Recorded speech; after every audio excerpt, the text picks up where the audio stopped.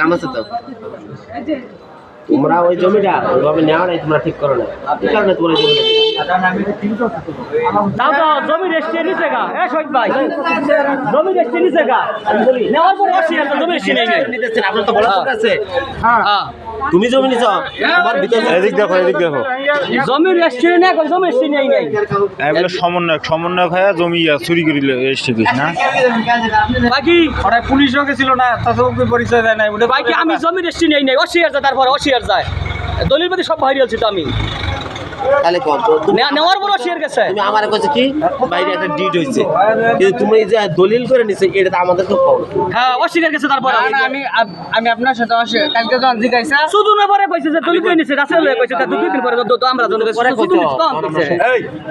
পরে ডাক দে তুমি আমাকে যেদিন জিজ্ঞাসা সেদিনই কইছে ভাই আমগোর বাকি 10 শতক রেজিস্ট্রি করে দেবো সমস্যাটা কি পেছর পেছর শুধু আজকে তুই এটা আর দুস্তে এদের আছে ওদের আছে যে মামা যারা হ্যাঁ আমি জানা কইছি এই ঠিক ওর 4 শতক দিতে বাকি 10 শতক আমগো দেবো না, আমরা জেল কেন জানেন? মামা বলে না করছিল আমরা জেলে জমিটা ওইভাবে দিও না এত আর আপনার ওর লগে এত কথা এই স্পষ্ট কথা বল বাড়ি তো পরে দিছে আলাপ হইছে বাড়ি তো জমি লইছে দিব পরে দিছে দেশ এরিয়া কে বাড়ি তো আগে দিছে বাড়ি যেদিন দেখে দখল হইছে তারপরে এসে করে দিছে আইজলে মেলা করে মাইয়া নাম কই আইজলে মেলা এই যারা জমিটা যে রেস্ট হয়েছে আমি জানি না